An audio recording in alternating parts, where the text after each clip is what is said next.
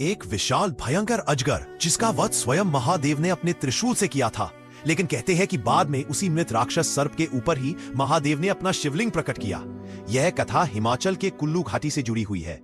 बहुत समय पहले कुलांत नाम का एक मायावी राक्षस था। सब कुछ नष्ट करने के इरादे से उसने एक भयानक चाल चली और एक विशाल अजगर का रूप धारण कर लिया। वह व्यास नदी के प्रवाह को रोककर बैठ गया। उसका मकसद था कि नदी का जल इतना बढ़ जाए कि पूरी घाटी और गांव सब डूबकर खत्म हो जाए।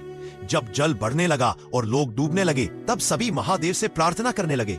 भक्तों की करुण पुकार सुनकर महादेव प्रकट हुए। उन्होंने अपना त्रिशूल उठाया और एक ही प्रहार में उस अजगर का वही वध कर दिया। कहते हैं मरने के बाद उस विशाल अजगर का शरीर पत्थर बनकर एक विशाल पर्वत का रूप ले लिया और उस राक्षस की बची हुई कुप्रभाव वाली शक्ति को पूरी तरह नष्ट करने के लिए महादेव उसी पर्वत के शिखर पर शिवलिंग रूप में प्रकट हुए। लेकिन वह पर्वत इतना ऊंचा था कि वहां आकाश से बिजली गिरने का भय हमेशा रहता था, जो पूरे गांव को जला सकती थी। तब महादेव ने गांव की रक्षा के लिए एक अद्भुत बलिदान दिया।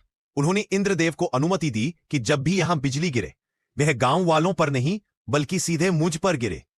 और आज भी यही होता है। महादेव सारी बिजली अपने ऊपर झेल लेते हैं।